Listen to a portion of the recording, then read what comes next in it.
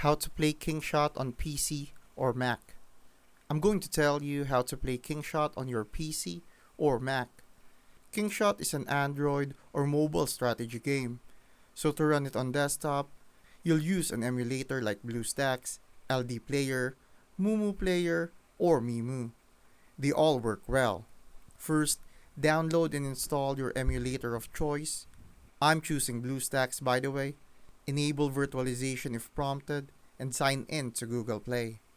Then search for Kingshot in the Play Store within the emulator and hit install.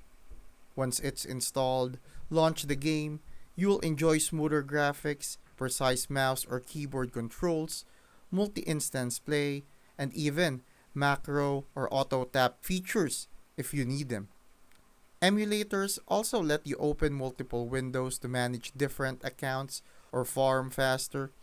Whether you pick up BlueStacks or LDPlayer, PC gives you a bigger view, better performance, and more control than mobile.